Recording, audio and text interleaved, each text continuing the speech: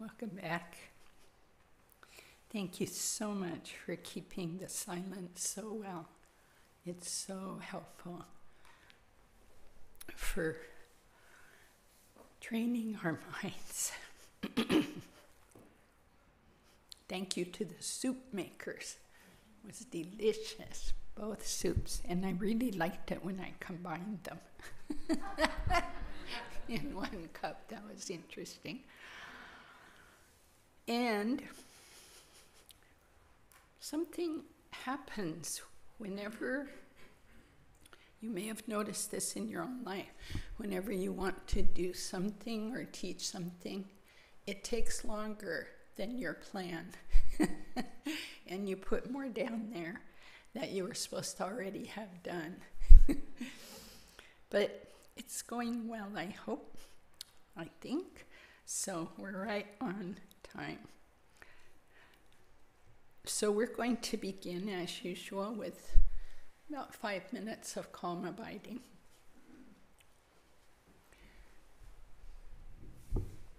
So it's quite good.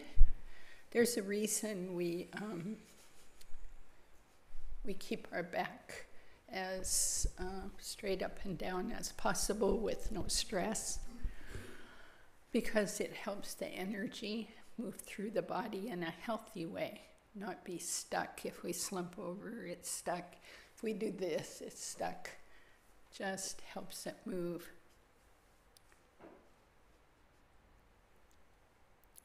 So we can relax the body, being very aware of what it seems like right now, how it changes every moment.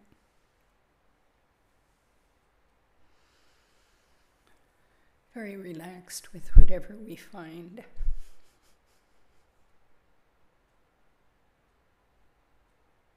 Soften toward it.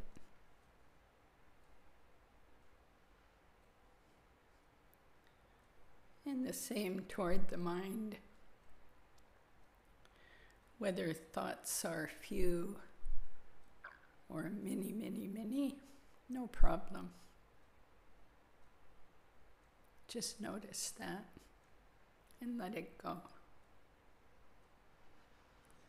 And it's helpful to have an anchor, an island that we come back to when we get lost in stories, emotions, analysis, planning, memories. So the most convenient is to use the breath. Come upon it like a child looking at a flower for the first time, fresh, non-judgmental. See what the breath is already doing. No need to change it.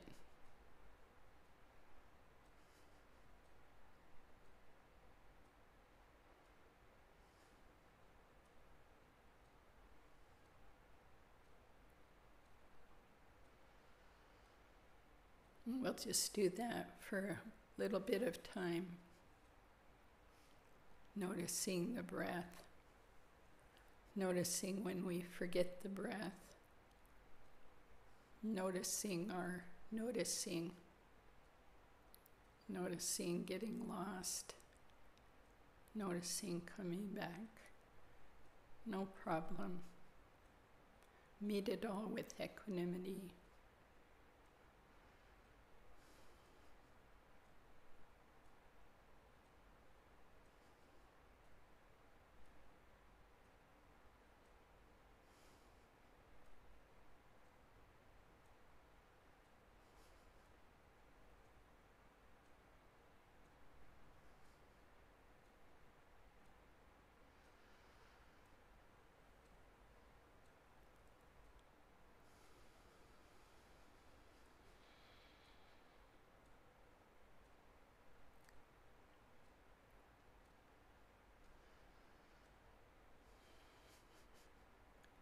Noticing if we're controlling the breath.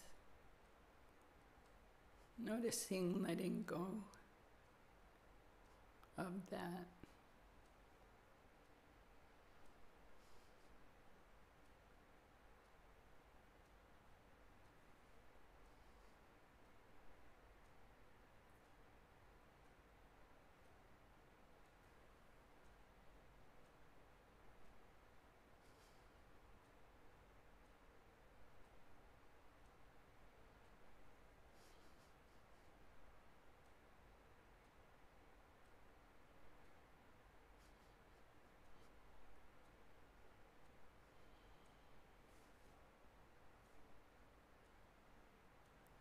Noticing sleepiness, looking right at it.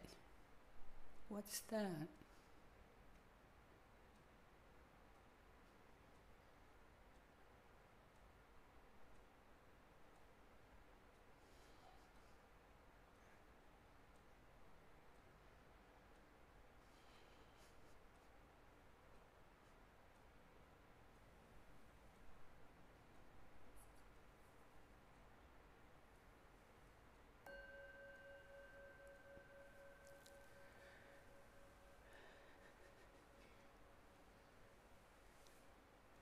Okay, this is the time for questions, your sharing about this morning. We'd like to keep the questions related to what we taught. Not so, we often do just wide open Dharma experience questions, but we want to keep it to the topics of the morning. Refuge, bodhicitta, four thoughts, four immeasurables, Tonglen in general. So all questions are welcome. There aren't any dumb questions. If it's a question, it's a question. So please feel free, and thank you, Linda. For those who don't know, Linda will pass around this microphone. The reason is, hi streamers, I forgot to thank you for being with us. There are a number of people who watch us on streaming, and then these are recorded, so they're on our KCC YouTube site, so you can look at it again. And because of that, you need to say your question into a microphone, so the people who are on streaming can hear the question. Okay, your turn.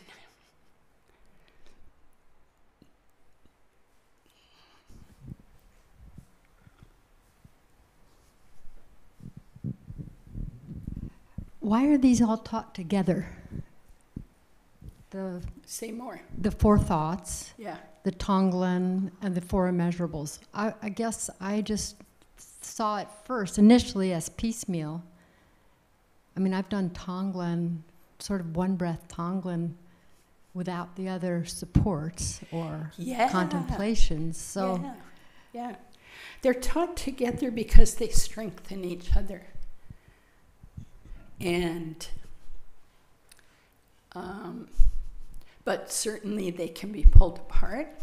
You could spend your whole life just doing metta, loving kindness.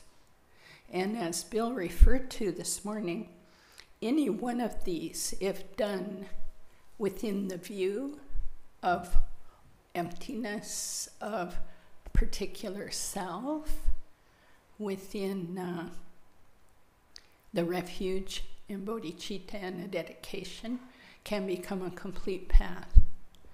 So if all this seems way too much, way too complicated, no need to engage it that way. What I have found in my own practice, as I referred to this morning, is that when I was not doing it with this framework around it, it was shallow. And I thought I was really doing it. And of course you are. We start where we are, right? In all of our confusion, all of our heartfelt wish to end suffering, we just have to start with this. This is it. And but I have found that when I can even skim the 4 thoughts in the morning. It can be 5 minutes, 1 minute on each. I've got really good conditions this morning. I'm grateful. I see it's limited. I'm going to die. Could be today. I understand that what I think, do, and say is important karma, going to cause suffering or end of suffering. And I look and see suffering is samsara. There's nothing here that's going to end my suffering. Okay, that's the 4 thoughts. Was less than 5 minutes. That was 2 minutes. So partly we want to get that facile at it. I'm not saying I'm facile, but I have worked at it for a couple decades, and it can get like that. So you can do that standing in a grocery line and say, I did my 4 thoughts. You walk down the aisle and you say, may everyone have all this stuff. You know, may everyone in the world have all this stuff. That's a form of loving kindness. You know, may everyone be happy. May everyone be free from suffering. May everyone be free from jealousy and rejoice in goodness in the world. May I see that everyone is just like me. Oh, 4 thoughts done. 4 immeasurables done. They nurture each other. They nourish each other. And there's a bit of a danger in Tonglen. That's why the advanced practice saying, so what do you think the danger is? I have no idea. Okay. It can become a practice where I'm going to be the really good person saving you. And if I go that way, number 1, that is based on not having equanimity. It's based on not doing it within the view, because now my view is the common ordinary view of difference, separation. If it's done within that view, it's not useless, but the danger is you're just building your ego. I'm the helper. I'm the saver. I'm the good one. It's got this flavor. I'm up here, and you bozos are down there, you poor things, and I'm saving you. And the ego will feed on that. Well, it sounds like you should start with the view then, or put the view in there somewhere. Yeah, and have we been there yet? Yeah. Is it coming up? It's interesting what you said. We should put view in there somewhere. The word view is something you hold all the time. Well, we strive to. So it's quite good to remind oneself of all that too. Like each morning wake up, and there are many practices that are so quick.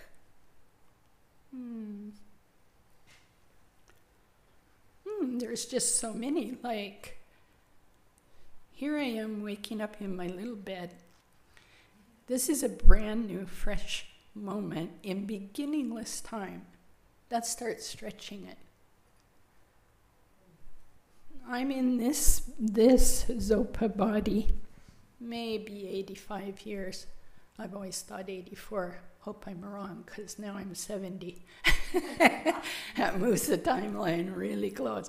But, I'm just in this shape, form. Well, actually, each minute it's moving and changing, but in a certain way for a certain number of years. So teeny in that big open endless space. That starts giving you a sense of the view. Like I said, 7.5 billion people here, me here. There's so many ways you can move toward it without us pretending we understand emptiness of inherent existence. My God, so heavy. The illusion, but there are nice pithy things like today.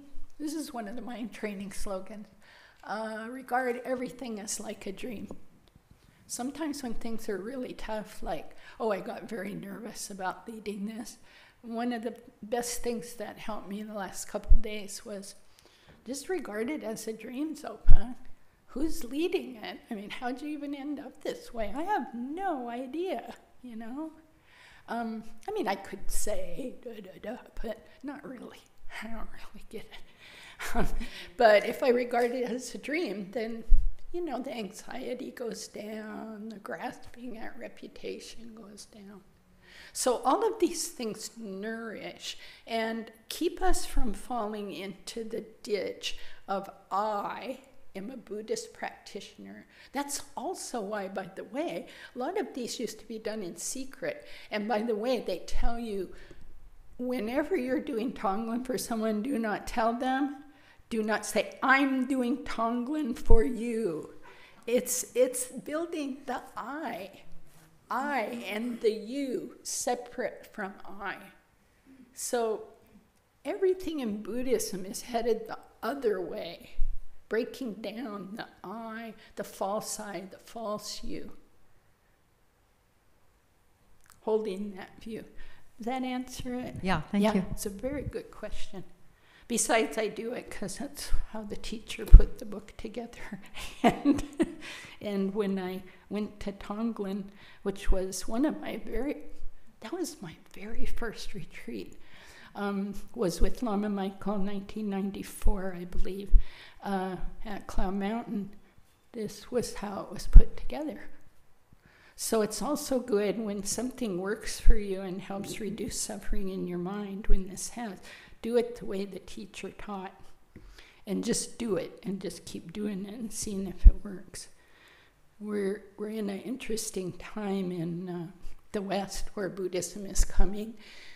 And we're so fortunate, but there also is a little danger there, or maybe a big one, that in our being so smart and so clever and so well-knowing and well-meaning, that we will start switching things around before we even know what they are.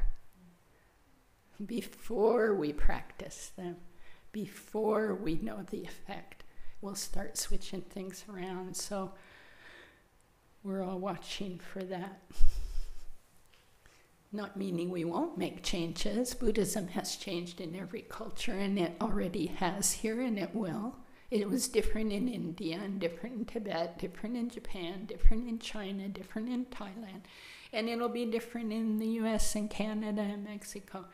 But we, like all those folks who kept it so authentic, pure, useful, powerful, was by not changing the important parts. And we don't even know what they are until we practice for decades, I would say. So, anything to add, William? I'll give just one example. At the beginning, I mentioned that the four thoughts could be just seen as a general contemplation to motivate. But in this case, since the practice of taking and sending revolves very much around the experience of suffering, the contemplation of suffering in a deep way is very important for us to go beyond just our initial sense of it. Without that, we won't actually go deeply into it, and we'll miss a great deal of the potential. And you said, oh, the view. Well, we're going to talk about we'll do some of the exercises related to cultivating the view, and that's also important in order to go beyond our initial impressions. And that comes next in the booklet. But you hold it all the time, and it came first too. There's mention of it and then actual working on it. Good question, thank you. Others, we have room for a couple more. There we go. Mary.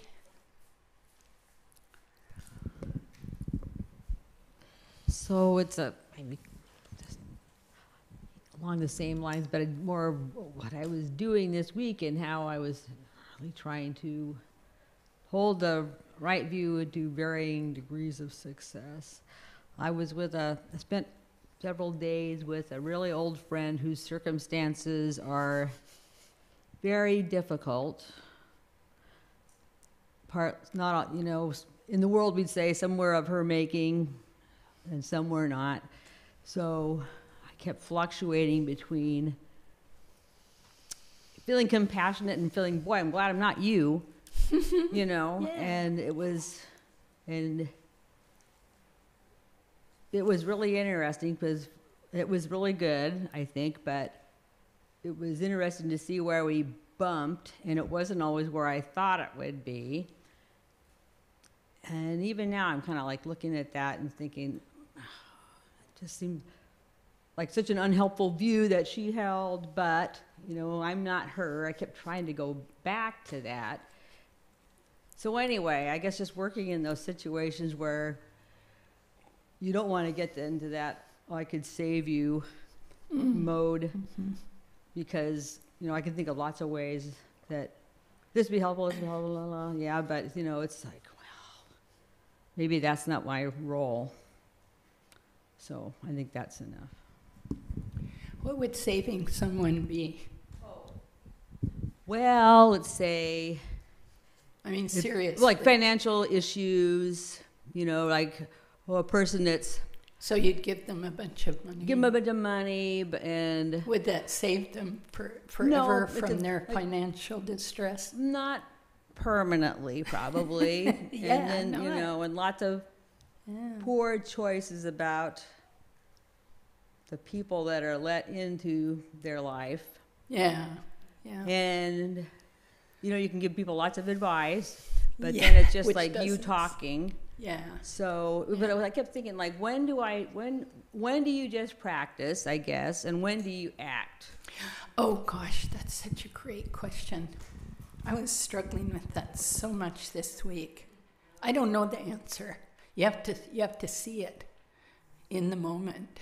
And it sounds like, so much of Buddhism is sitting with the question and seeing it. See what do I do with that? Oh, I went in the ditch of saving too much. I gave them all the money, and that not only didn't help them, it harmed them, or they used it to harm. Or I didn't give them anything and said to myself, boy, I'm glad I'm not you, you're really screwed up. And how was that? Hard-hearted, don't want to go there. It's the old Montana road that I haven't talked about for a while, but I grew up in North Montana. I never saw a freeway till I was 15, and I never saw a television till I was 12. Anyway, I consider that lucky. Anyway, there was just a road, a highway, and there was only 2 lanes, one that way, one this way, 2 big ditches. So the metaphor I use is the ditches, and it's hard to stay up on the road. We used to make jokes about it, but amongst ourselves, pretty hard to stay up on the road after you're at the silver dollar bar. But but even, it's kind of like our minds are like, coming out of the silver dollar bar. And Rumi talks about that. He says, I find myself waking up, these aren't his exact words, but I find myself kind of waking up in a tavern full of drunk people. I'm drunk too. I don't know who brought me here, but whoever did will have to bring me home. And I think about my life that way sometimes. Like, what's happening now? Oh my God. Who got me here? You have to get me out. But in Buddhism, it's you. You got to sober up and get out of there yourself. So in this case, the ditches would be the too much action. And when I see that rising, okay, key thing to see. We keep saying that. You see, that's the practice, Mary, you saw it. Someone else could come in here and say, you know what happened? This person, I went to my friend, I was so nice, and she was so screwed up, and that's not seeing, right? So you saw, first step, see. Then you see, oh, I fell in that ditch. whenever I feel this kind of itch to go to the helping ditch, you know, my mantra is refrain, refrain. Just stop and watch. Watch with an open heart. Don't do so much. I'm a big doer. For other people, they're in the couch potato ditch. They don't do too much. They don't experiment too much. They don't, you know, like, don't try. That ditch, you got to kind of urge yourself. Run the experiment. Try something out. See how it goes. With a good heart, you know. So, you know, you just watch. Oh, down in the ditch, back up, good. On the road for a while, nice, bright sun, good. Oh boy, fell over there. That's the whole thing. Yeah, yes, yeah, thanks. There were a few others with hands up.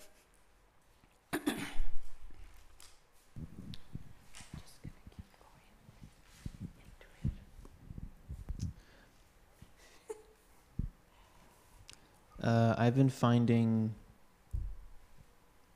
out that I do a lot of what you were talking about with bypassing superficial practice. Mm-hmm. That's something that I've recently sort of discovered myself doing without noticing it for a long time. Good. Now, I want you to, I'm going to say this because I know Matthew. I want you to rejoice in seeing that. Matthew, that's really good practice. And it shows the progress you're making. We all do that, but you're seeing it. So, go ahead. The question I have is how do I continue to practice when I experience this pervasive tendency to turn the practice into a way to bypass looking deeply, just to, you know, a habit of turning it superficial as a way to just, you know, pretend I don't have any problems when I'm on the cushion, or ignore them, or ignore them in daily life, you know, just going doing what I do. Yeah, I got it. So, first of all, rejoice in every single bit of progress you make. And I still want you to write down all the good things, all the ways you see yourself having changed over the last couple years, because there are many. I mean, you came in excellently good, but now you have some tools and you're using them. And secondly, slow down. Pick one practice and do it for a month, and don't do anything else.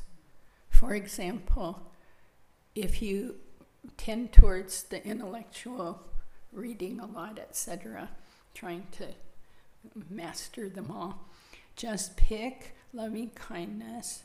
Don't do anything but that. Refuge, loving kindness, dedication. Then carry loving kindness around. And I would say for a month, just one. That will go deep instead of whoosh. Yeah. Good question. Really, just try it out. And then rejoice in doing it, not in results. We say this so much. This is important for everyone. We don't rejoice until we get some kind of result. We're trained that way in our school, you know, from elementary, high school, college. You rejoice after the final's done and you got your grade. Up till then, you don't rejoice one bit. You know? But in this lineage and all the Buddhist lineages, you rejoice just because you did it. If you sit down for 1 minute, have a big rejoicing on that, no matter what happened. Okay? You sit down, you try loving kindness, and your mind just says, I hate everybody today. I really hate everybody, and I even hate myself. Okay, I dedicate that. End of the suffering. How does it end suffering? You saw it. You saw it. And that's the beginning of compassion automatically rising. We don't have to work so much on the compassion. That will rise. Seeing it means understanding. I understand. I have that in my heart. I have self-hate in my heart. Wow. That's painful. I dedicate. It's not changing it or pretending it's not there. It will start changing from seeing it. Okay? Thank you. Thank you.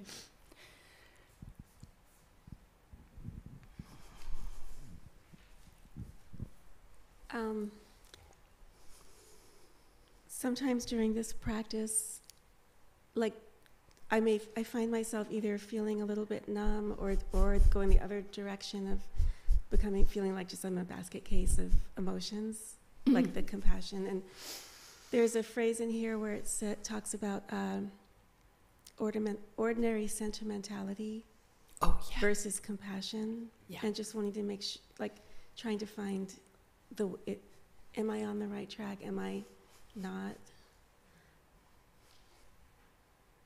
When I experience that's such emotion. A good question. I have to think about it. I love that phrase. Do you remember what page it's on? It was coming up next. Coming up next. In ultimate. Oh, the ultimate bodhicitta, which Bill's going to lead us on in a minute. But this ordinary sentimentality. Okay, so here's the piece I can say about it. And then what I think we'll do is have Bill add on and head right into that.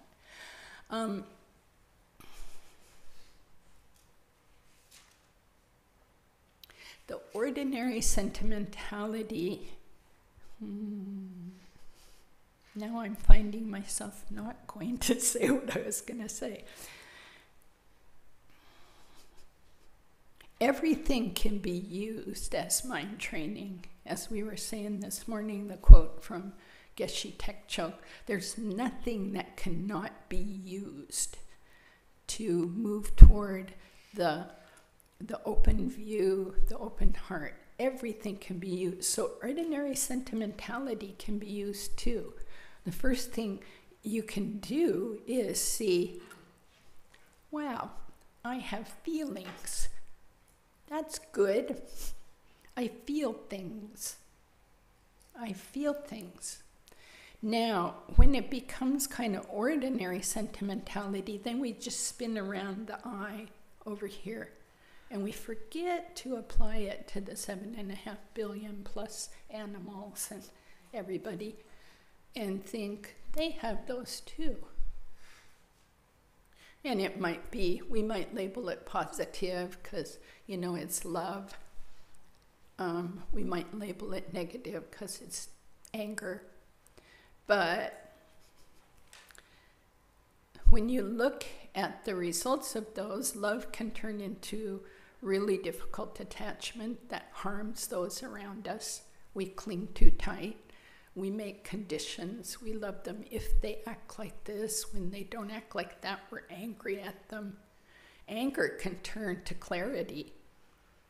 Have you ever had a time you got so angry, just boom like that, and you got really clear about something, like no more of this, or, just utterly clear, in a good way.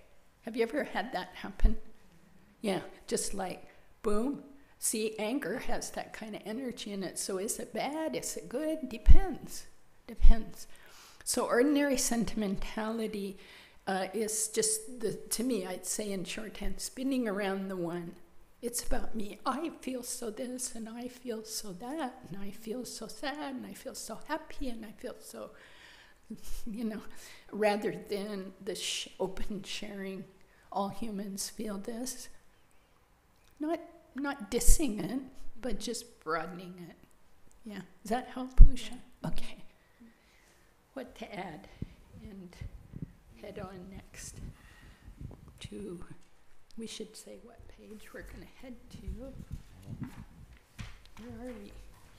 Well, the ultimate practice is where it shows up in the book is on 17, but I'm going to include one other piece that's also Great. from the Great Path of Awakening. But I don't think I'll add anything more to that, right? To Usha's Yeah, question. particularly, Good enough. except that Okay. what comes out in the wash along the way here. Okay, thanks. Do you want to use this so you don't have?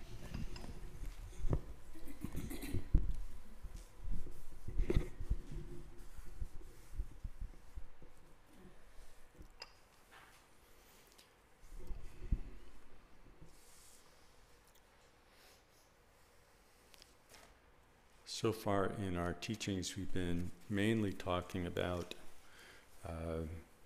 exploring things contemplatively, cultivating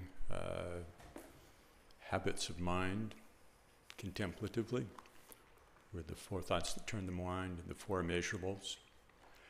And the 4 immeasurables are a good example of using our capacity to cultivate positive karmic imprints.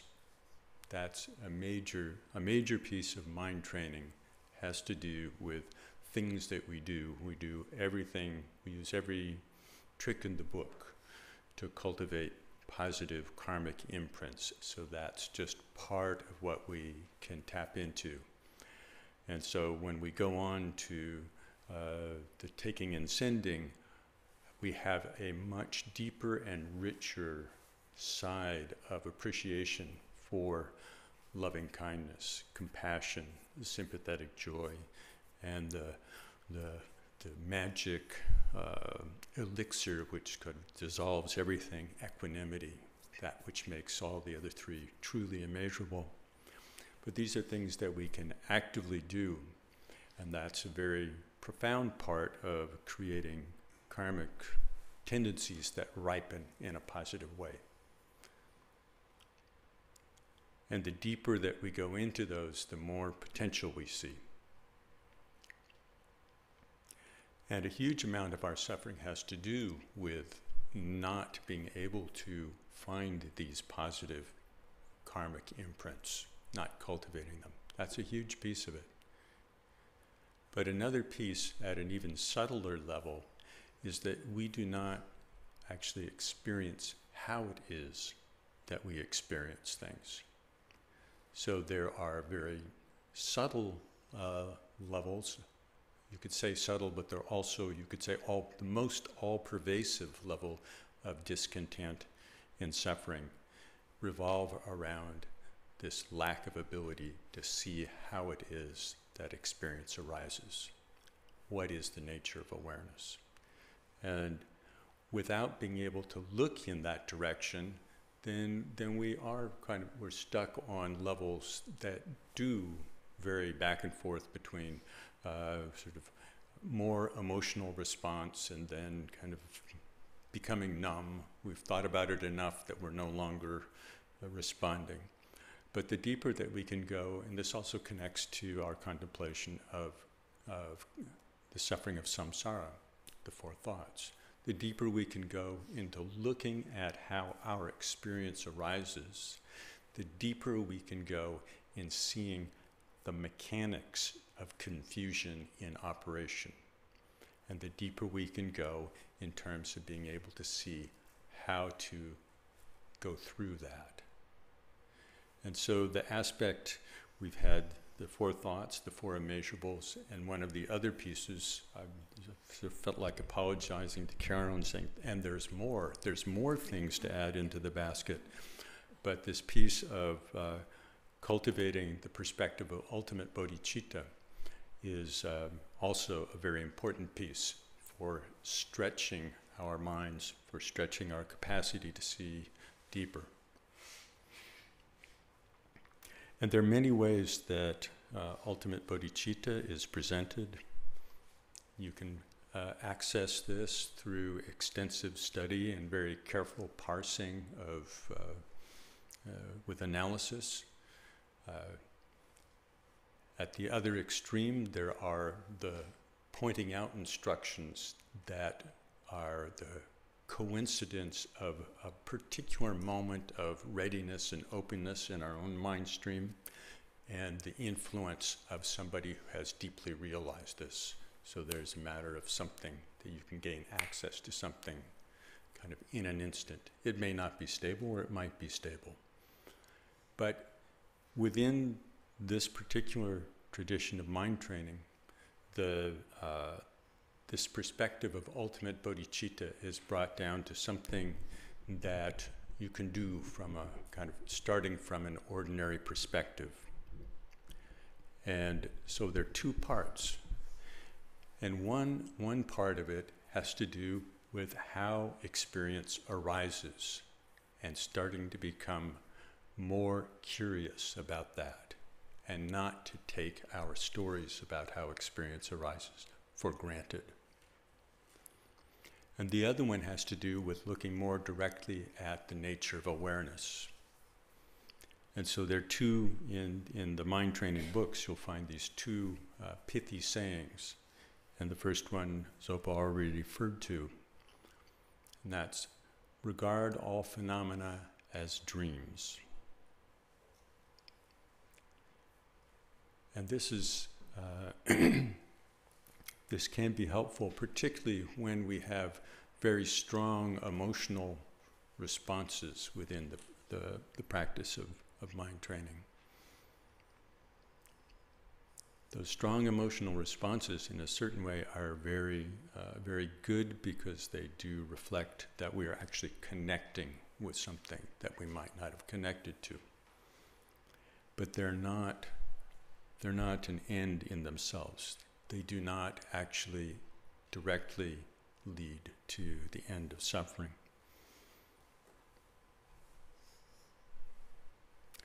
So if we take the element of regard all phenomena as dreams, this is an introduction. It's not saying everything's a dream, merrily, merrily, merrily. Life is but a dream. There's no merrily about it here, but if we begin to look into our experience, it's helpful to use this metaphor. It's helpful to use this view to be able to look beyond our ordinary stories about ourselves and our experience. And it's a pretty simple exercise.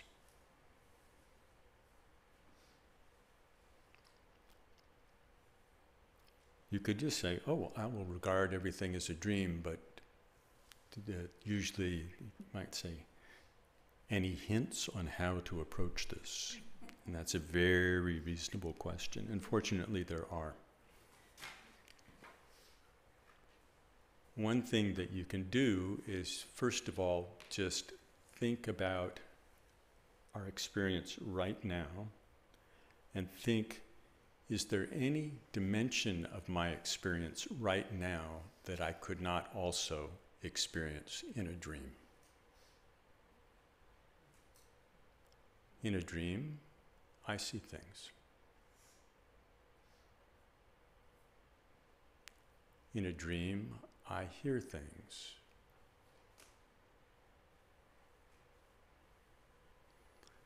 Thoughts arise in dreams, some entertaining, some horrifying.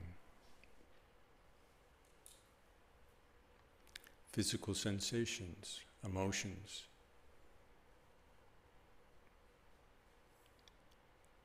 The same things that can arise in this waking experience also can arise in dreams with the same vividness.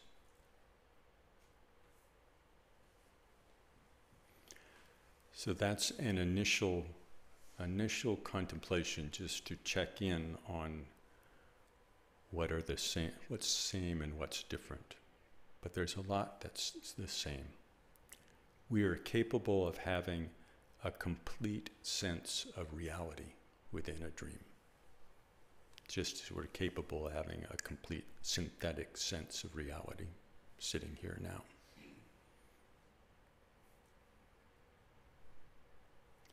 We tend to think of our experience in the waking state as simply stuff that appears to us, apart from that which goes on in our minds, where that's happening on my side. Everything else, you're all appearing to me. You're there, and I'm just sort of watching. I'm an innocent bystander. The same thing with sound, sensation, it's all just happening. But it's all, and we have to really take some time to really think, this is all the realm of my experience. It's not that it doesn't exist, but be very, very clear, this is all my experience. So maybe just take a moment or two just to check through all the domains of things that are arising just in your experience right now and see, is there something that really isn't my experience? My seeing, my hearing, sensation, just check.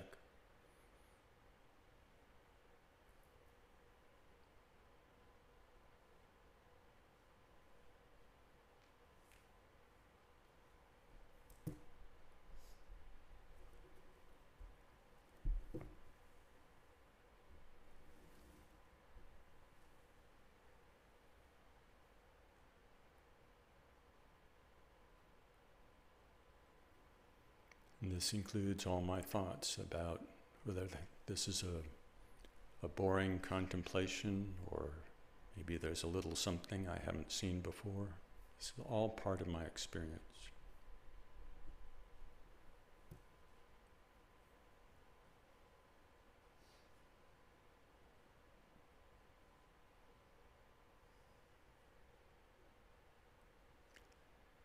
Now, in order to go take another step in this cultivating the view through this method, recall daydreams that you've had, where you've slipped into, in a waking state, you've slipped into a recollection usually.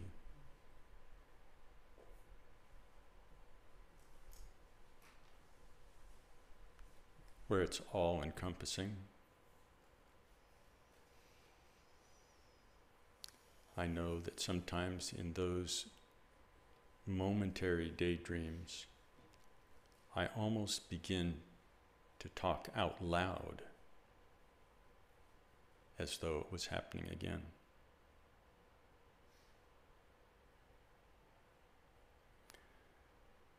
So take the experience that you have right now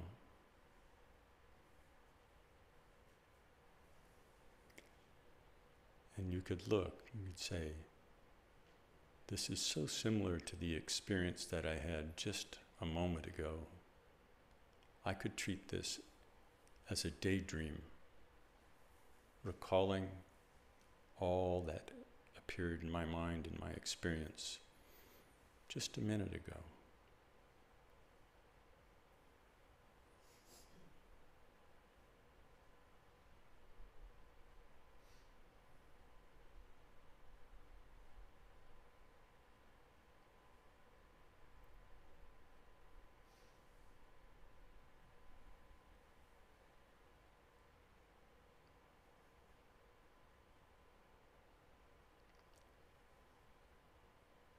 What would be different?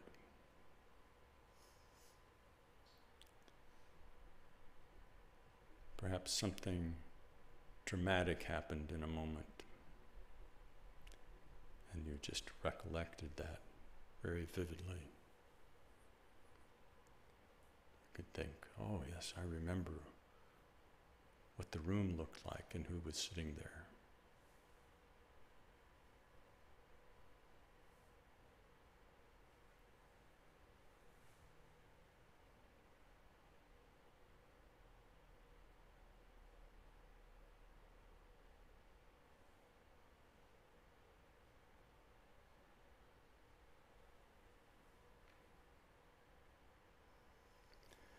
This kind of approach is not an analytical approach. It's an approach that really depends more upon our curiosity about our experience as a means for really beginning to explore things. It's not a philosophical statement about experience. It's not stating life is a dream.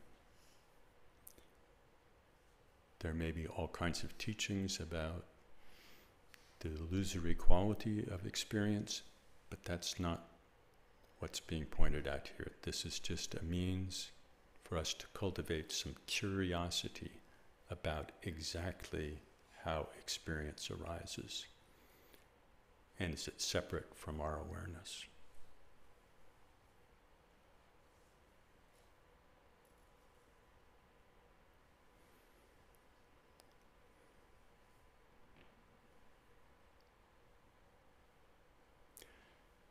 The second exercise that's suggested is the one that's actually in the book.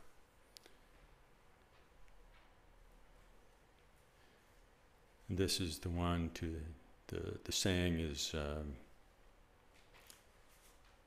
it's said differently in different texts, but along the lines, investigate the nature of unborn awareness. So when we're looking, after we've looked for a while at our experience, then to turn our attention back to awareness itself.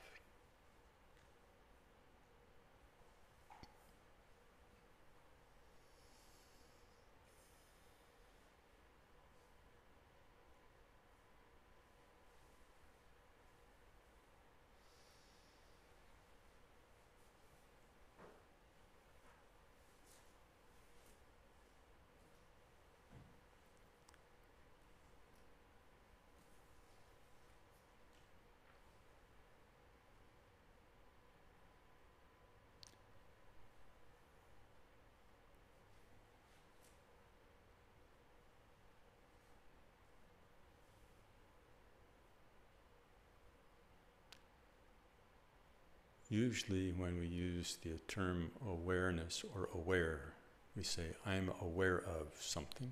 Yeah. Are you aware of this? And the object of awareness is what we're really pointing at. We don't actually turn our attention back to the awareness. And there are various supports that we can use to help us settle our attention in this direction so that we can actually let the attention settle into this awareness.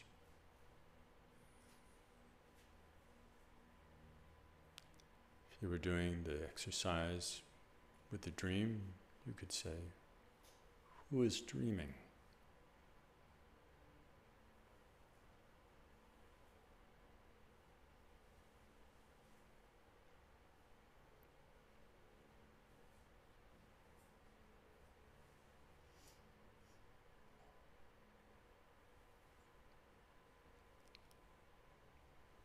You could ask, what is the experience of having an experiencer, one who experiences? Just what is that experience?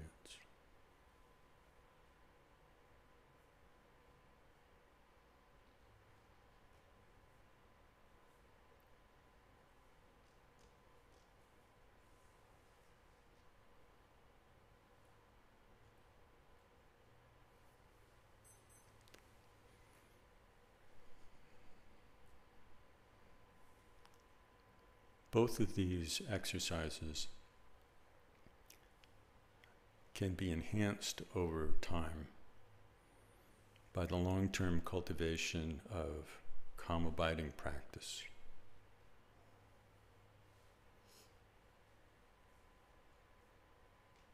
And the cultivation of insight practice, where we do more intentional investigation. With the calm abiding practice, some may be familiar with the 4 foundations of mindfulness, where you examine the domain of physical sensation, the domain of feeling, of positive, negative, and neutral feeling, pleasant, unpleasant, neutral. The domain of the mind, where you would place your attention directly upon experiences that arise in the mind. Mindfulness of, sometimes mindfulness of phenomena, then mindfulness of the play of it all together, which is more challenging. But in these kinds of calm abiding exercises where we place our attention sequentially on different domains of experience, then we have a chance to become more familiar with how each domain of experience arises in our stream of experience. And so long-term cultivation of calm abiding is essential in order to actually be able to meet that experience and begin to see how experience arises. And then the insight practices are necessary. They're essential to be able to actually begin to experience the nature of those experiences and the nature of the awareness. And even eventually the inseparability of the awareness and the appearance. That's a long-term piece, and one can also, as I said, approach this from a more analytical side, but all the things that we do to cultivate this more elastic view of our experience and of our own awareness, they also allow us to see more deeply into how confusion arises in the mind and how the dynamics of suffering and the mental poisons play out in the mind. And it goes back and forth. The more we see those, the more we will be able to look into the mind. The more we look into the mind, the more we can see those play out. And in that, deeper and deeper degrees of freedom come. And so when we're engaged in the practice of taking and sending, where we're using the appearances and experience of our own, first our own suffering, and then later on taking on the suffering of others, this can go deeper and deeper. And it's essential to have a deeper insight into how that whole play works for the practice of taking and sending to go beyond our superficial understanding.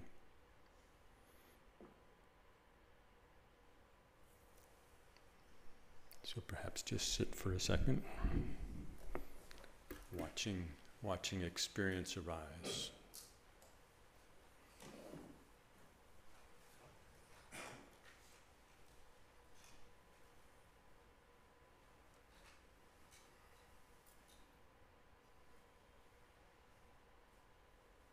In this case, there's no need to pick one part of experience, just to allow the awareness to experience the moment-to-moment unfolding of whatever arises.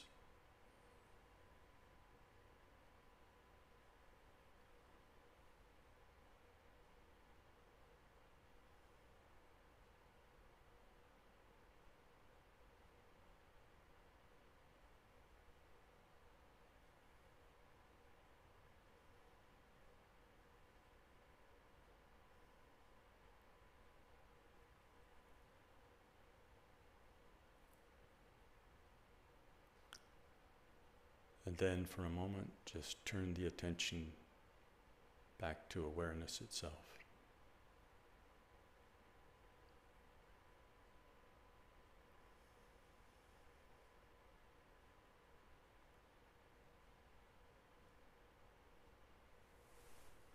Okay.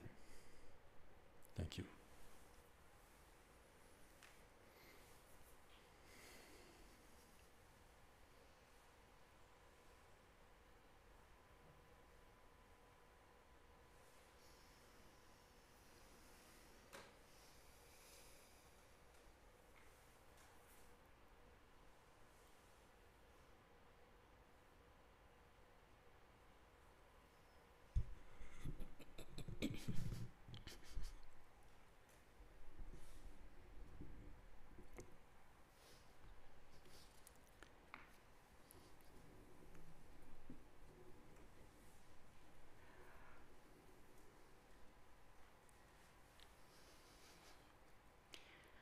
Thank you. Were you done? Okay. I want to point out, in support of what Bill just shared, a certain statement on page 18 in that first paragraph. And then we'll take a quick bathroom break. So right in the fourth line down, where it says not precisely true, the very next sentence, the view, which we're, the view, an eventual direct experience of ultimate bodhicitta, which is our own deepest nature. Just those phrases are already so deep. The view, an eventual direct experience of ultimate bodhicitta, which is our own deepest nature, forms the context and container for the practice of Tonglen, relative bodhicitta, Tonglen. So we're back to Carolyn's question, why we do all this. It's so that we're actually practicing Tonglen and not something we label Tonglen, but that isn't Tonglen.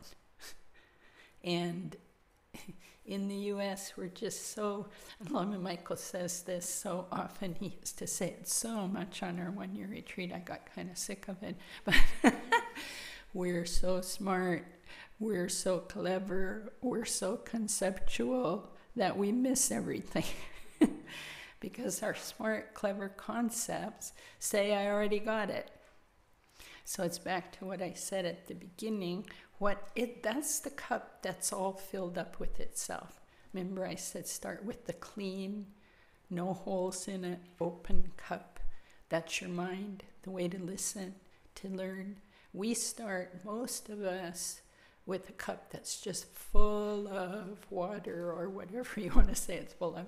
But it's so full that if the teacher starts pouring something in, it just falls off the side because the cup says, I already got it. I know everything. So let's get going. Let's get on to it.